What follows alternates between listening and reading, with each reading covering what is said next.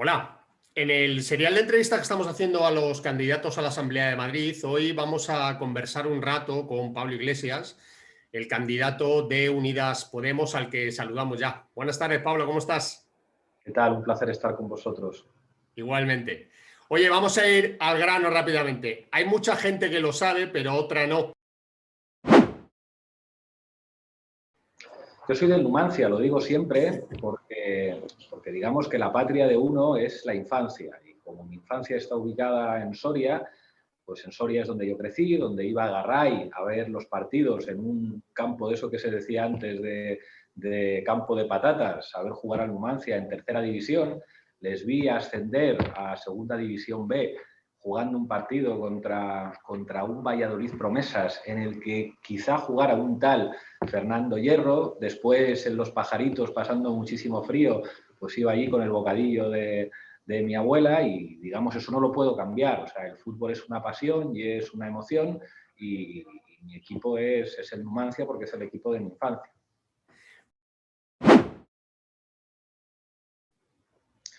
Bueno, yo creo que por el imperativo del cargo uno tiene que hacer un montón de cosas. O sea, la clave es no hacer el ridículo. O sea, yo creo que cuando uno es presidente de una comunidad autónoma o es alcalde, pues tiene que respetar por igual a todos los equipos de la ciudad y a todos los equipos de la comunidad. Eso es lógico, pero siempre con un poco de pudor. El básquet, eso lo he dicho siempre, es el deporte que más me ha gustado siempre, a pesar de mis escasas condiciones físicas para la práctica del baloncesto. Desde pequeño me encantaba y veía a Ramón Trecet y me quedaba pues, despierto hasta muy tarde para ver los partidos de la NBA.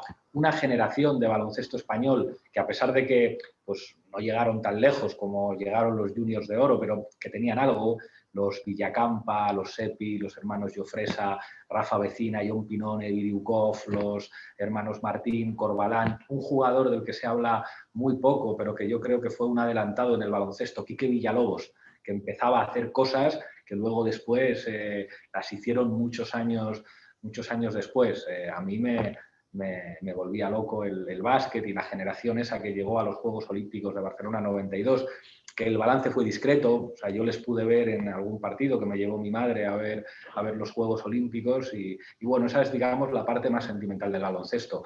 Luego he gozado, como todo el mundo, con la generación de Gasol, de Navarro, de Raúl López, de Calderón, con Rudy Fernández, con Garbajosa, con los que llegaron después, como Ricky Rubio, con Carlitos Cabezas, que creo que sigue jugando en Uruguay. Digamos que esas dos me han marcado más, pero la que a mí me toca más en el corazón es esa de mi infancia. Fernando Romay, Iturriaga, que tenía además un carácter especial, Chicho Sibilio, que era fantástico también, no sé, son referentes. Lo que más practico ahora es correr en una cinta que tengo en casa, que es una cosa muy poco sexy, pero muy práctica. Y tengo algunas pesas que, como soy así enclenque, pues me vienen muy bien, pero teniendo 3 hijos lo practico mucho menos de lo que debería para que se notara. Y ya a los 42 es muy importante tomarse en serio lo del ejercicio, porque es lo que marca la diferencia entre estar bien, o eso que decía un amigo de a partir de los 40 y muchos, si te despiertas por la mañana y no te duele nada, es que estás muerto.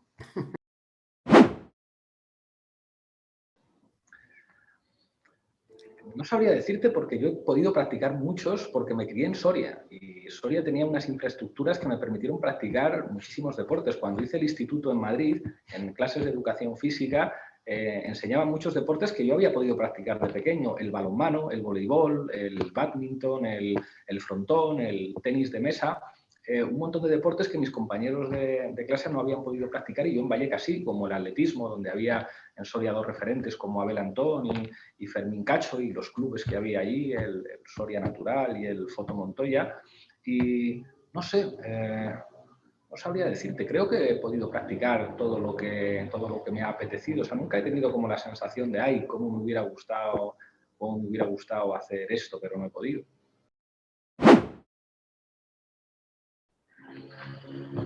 ¿Qué deporte creo? Yo creo que al ping-pong les ganaría. Hay otros a los que a lo mejor hace unos cuantos años les hubiera ganado, pero ahora no me vería tan seguro. Pero al ping-pong, al tenis de mesa, yo creo que podría con ellos. Hombre, pues en atletismo creo que perdería. No sé si con Ayuso, pero con Mónica García seguramente sí, porque fue campeona de 100 metros vallas o no sé qué. Seguro. Además, yo no soy muy de salir corriendo, entonces seguro que perdería. ¿Qué deportista para ser embajador de Madrid en el mundo? ¡Wow! Tendría que pensarlo mucho. A mí me gusta mucho Nacho Azofra. Yo creo que es uno de esos jugadores de baloncesto muy especiales, no solo por lo bestial que era en la pista, sino por su carisma. No sé, a mí cuando veo todavía que de vez en cuando dice alguna cosa y tal, Azofra me parece no solo una referencia del básquet, sino una referencia ética también. Bueno, los madrileños pueden nacer donde quieran. Eso es una diferencia que tenemos en Madrid Es una cosa que solamente tenemos los de Bilbao y los de Madrid, que podemos nacer donde nos da la gana. Cualquier deportista que haga deporte en Madrid es madrileño. De entrenador, de ser capaz de manejar un equipo, de saber cómo cada jugador puede rendir más en según qué posiciones, cómo distribuir los minutos. Digamos, ser un dirigente político es ser un entrenador. Al fascismo y al racismo. Creo que además tenemos un problema grave con eso y hay que poner en valor a los referentes. Recuerdo un entrenador alemán, Hirins, que se negó a jugar un partido de fútbol porque había esvásticas en el campo. Eso no es normal, eso es una excepción y sin embargo debería ser la regla. Los valores del deporte se tienen que inspirar en el compañerismo, en la tolerancia, no se pueden consentir insultos racistas, no se puede consentir que el deporte sea, digamos, un terreno, por ejemplo, en algunas hinchadas de fútbol, donde las ideas fascistas tengan eco y yo creo que a la ultraderecha y al fascismo en el deporte hay que sacarle tarjeta roja. A lo mismo. Yo creo que estamos viviendo además unos días donde a partir de lo que hemos visto en los últimos años parece que se está normalizando la mentira, el insulto, la amenaza, la violencia y la agresividad y hay que recordar algo muy importante y es que el fascismo no es compatible con la democracia y la democracia no puede ser tolerante con la intolerancia. Insultar. Yo en el campo de fútbol he escuchado verdaderas barbaridades que me han dolido mucho. Estuve en el partido de España contra Angola, el segundo, después del angolazo en los Juegos Olímpicos del 92, y escuché a aficionados gritar Ku Klux Klan cuando el equipo de Angola tenía la posesión. Y cuando iba al campo de los Pajaritos en Soria, he escuchado decir barbaridades sobre el árbitro, que hay veces que se toman con humor, pero eso no se puede tomar con humor. O sea, como los insultos homófobos, machistas y sexistas que por desgracia en los campos de fútbol han sido muy frecuentes, eso no se puede banalizar. Lo han vivido particularmente las mujeres que practican el deporte, mujeres que son árbitros de fútbol, tener que aguantar impertinencias e insultos machistas que no se pueden consentir. Emocionarme. El deporte es una pasión. El deporte tiene que ver con elementos irracionales. El deporte nos hace llorar. Incluso a veces puedes encontrar elementos de épica que te emocionan incluso en la derrota. Yo creo que me emocioné más con la final en los Juegos Olímpicos contra Estados Unidos que perdimos que con los 2 campeonatos del mundo que ganamos. Aquella épica, aquel mate de Rudy Fernández en la cara de Howard, que era un tipo grandísimo, Aito García Reneses de entrenador, que yo creo que es el mejor entrenador de baloncesto que ha existido en nuestro país, digamos, alguien con una cabeza muy especial, creador de un sistema de defensa muy interesante. Esa emoción, esa pasión que se siente en el deporte. Ahora me pasa mucho que sigo todos los partidos que va jugando Gasol. Y sufro porque me parece épico que un tío con 40 años esté jugando, y sufro porque en los partidos de la Euroliga está rindiendo un poco peor, pero el otro día con el partido contra el Andorra creo que metió 16 puntos y empezó además a jugar más en el interior, a ver más el Gasol de siempre. Y ahí hay un elemento muy bonito, o sea, es el jugador que hemos seguido durante 20 años, que nos ha emocionado, aquella canasta que le metió en las barbas a Kevin Garnett y que se quedó colgado del aro y se encaró con él, y verle con 40 años al tío jugando para llegar a los Juegos Olímpicos y verle anotar y verle con esa mirada, con la barba canosa que tiene ya, pues eso solo lo tiene el deporte. Y habrá muchos que digan, bueno, pero es que Gasol no está como estaba hace 5 años o hace 10 años. Bueno, igual no está como hace 5 o hace 10, pero emociona igual.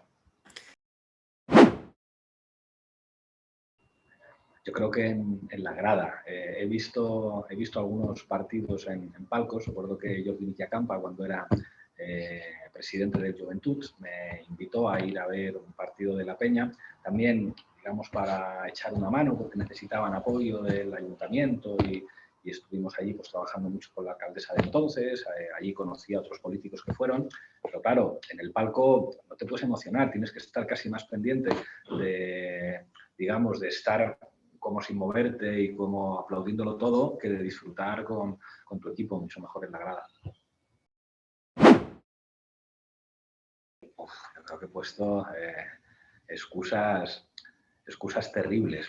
Mira, no es mía, pero explica muy bien cómo además los rojos vivimos el deporte. Esto ocurrió realmente. El Partido Comunista Italiano, así como muy formales y tal, y resulta que tenían un comité central, Le Botelli Oscure, allí en Roma, que coincidía con un partido de fútbol de gli Azzurri, de la Nazionale di Calcio, de la selección italiana de fútbol. Pues claro, estaban todos diciendo a quién se te ocurre poner la puñetera reunión cuando es el partido de la selección, pero nadie se atrevía a decirlo, porque claro, el partido, esto del fútbol es un entretenimiento. Y entonces Enrico Berlinguer, el secretario general, muy solemne, dijo: el partido del proletariado italiano no puede ser ajeno a lo que en este momento más preocupa al proletariado italiano, que es el partido de fútbol, así que suspendemos el comité central y todos a ver el partido. Yo creo que esa fue una sabia decisión con la que me identifico. Creo que alguna reunión he suspendido o he hecho que acabara prontito para podernos ir a ver todos el partido. O sea, entero, fíjate que ahora con toda la locura de la campaña y de los peques, o sea, hace mucho que no puedo ver un partido de baloncesto entero, pero estos últimos que está jugando Pau Gasol, primero el que se estrenó contra el Bayern, después el que jugó contra el Real Madrid, que machacó el Real Madrid, que fue un resultado espectacular. Este último con el Andorra los he seguido de cerca y me gusta mucho ver los resúmenes de los partidos en la NBA. Estoy también preocupado porque Marc no está teniendo minutos y me parece que es un jugador que tendría muchísimo que decir. No están bien y sobre todo después de Filomena, muchas han quedado en una situación muy preocupante. Aquí es muy importante entender que el deporte de base tiene que ser un servicio público. El deporte tiene una dimensión comercial y de espectáculo, pero el deporte tiene una dimensión educativa que es particularmente importante en los barrios, ciudades y pueblos de la gente trabajadora. Eso hay que cuidarlo. Es muy importante para la educación de los chavales y las chavalas que haya servicios deportivos que tengan condiciones de calidad, que tengan profesionales deportivos que puedan educar a los chicos y chicas, porque para eso está el deporte y para eso hacen falta muchos más recursos públicos. El deporte no puede ser, digamos, solamente un producto mercantil, un negocio. Tiene que tener una dimensión educativa y pública porque el deporte son valores y el deporte es educación. Lo hemos dicho siempre, educación, sanidad y regular el mercado de los alquileres, pero como estoy contigo, creo que en lo deportivo la prioridad tiene que ser dotar a la Comunidad de Madrid de instalaciones deportivas públicas en todas las ciudades, pueblos y barrios de gente trabajadora que funcionen bien, que tengan buenos profesionales y que no haya ningún chaval, ninguna chavala que no pueda practicar deporte en condiciones de seguridad, con profesores y profesores. No se entiende porque el deporte, no solamente como espectáculo televisivo, que esa es, digamos, una dimensión de negocio muy importante, ahí, digamos, con eso se explica toda la polémica que ha habido con la Superliga y entender el fútbol básicamente como negocio de los grandes, pero el deporte tiene una dimensión, como te decía, educativa. O sea, que la gente practique deporte en el parque de su barrio, en las canchas de baloncesto, de fútbol sala de su barrio, que puede ir a los polideportivos a practicar natación, que los abuelos puedan ir a los polideportivos a cuidarse practicando natación, que vaya la gente a practicar atletismo, que digamos que toda la familia tenga acceso a una serie de servicios deportivos, eso es fundamental para que la sociedad funcione, no se debe recortar ahí. Yo creo que no, porque de alguna manera la política tiene que ver con lo común, con lo público, y la política tiene que ver con los valores, y el deporte también. El deporte es, digamos, un espacio de pasiones donde, digamos, que los diferentes sentimientos tienen que convivir a partir de determinadas reglas. Por eso digo que el deporte es muy educativo. Alguien que está educado en el compañerismo, alguien que está educado en el respeto al adversario, alguien que está educado en el esfuerzo, en el trabajo, en lo colectivo, es alguien que tiene mucho más fácil incorporar una cultura democrática a su forma de ser. El deporte femenino es la gran asignatura pendiente en nuestro país. Yo vivo con la ministra de Igualdad y todos los días me insiste mucho en esto. No puede ser lo que viene ocurriendo desde hace muchísimos años, y es que las mujeres que practican deporte lo tienen mucho más difícil en todo. Lo tienen más difícil las que, digamos, practican deporte de manera profesional porque no pueden dedicarse plenamente a ello. Ahí es muy importante que los medios de comunicación hagan un esfuerzo. Es mentira que haya menos espectáculo en un partido de baloncesto femenino o en un partido de fútbol femenino que en uno masculino. Eso es una decisión completamente arbitraria. Tiene que haber un esfuerzo para que el deporte femenino también se vea, y cada vez que hay un esfuerzo vemos que los resultados acompañan. Hace no mucho tiempo hubo un partido de fútbol espectacular en Bilbao con el nuevo San Mamés completamente lleno para ver jugar a las jugadoras, y era completamente espectacular. Estas jugadoras tienen que tener salarios decentes, tienen que poder practicar el deporte con las mismas condiciones con las que lo practican los hombres, y en esto queda muchísimo por hacer. Las políticas de igualdad no son solamente un discurso, se tienen que traducir en elementos materiales. Me parece que el rechazo tan amplio que ha generado en los aficionados es muy representativo. O sea, creo que todo el mundo sabe que el fútbol es un negocio, y es un negocio que tiene que ver con los derechos televisivos y con el dinero de los clubes, y eso todos lo sabemos. Pero el deporte no deja de ser una pasión, no deja de ser una pasión de los aficionados. Y creo que faltar al respeto a los aficionados y robarle al deporte, digamos, todo ese carácter, y entender que solamente es un negocio y que a partir de ahí se puede hacer con él lo que sea, independientemente de lo que piense la afición y la gente, creo que es un error. Y la forma tan rápida en la que se ha pinchado la burbuja de la Superliga por un rechazo masivo de los aficionados en todos los países, hemos visto a movilizaciones enteras de los aficionados diciendo: oye, no nos faltéis al respeto, que sabemos que ganáis mucho dinero con esto, pero que el fútbol son los aficionados también, y es la gente que va al campo, y es la gente que está acostumbrada a una serie de tradiciones que hay que respetar. Creo que es una llamada de atención para los poderosos, que creo que a veces se creen demasiado prepotentes a la hora de poder hacer y deshacer lo que les dé la gana. Pues yo te voy a decir quién me gustaría a mí que la ganara.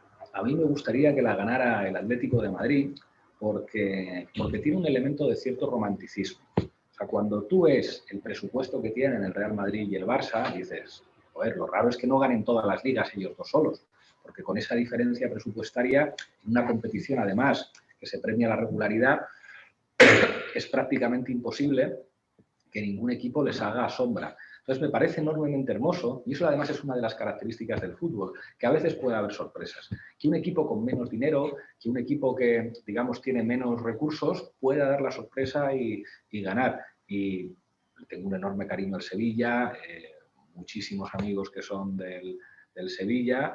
Me encanta el himno del Sevilla, que es enormemente emocionante, pero pues, el Atlético de Madrid es el Atlético de Madrid. Creo que en estos últimos años el Cholo ha, digamos, empujado una filosofía de fútbol, del partido a partido, que ha logrado que un equipo con menos recursos que los grandes se haya podido medir con los grandes y a mí me gusta siempre que David gane a Goliat. Pues Pablo, ha sido un placer compartir estos minutos contigo, que nos hayas atendido y te deseamos muchísima suerte en la campaña y en las elecciones. Pues muchísimas gracias a vosotros. Hasta pronto. Un abrazo grande.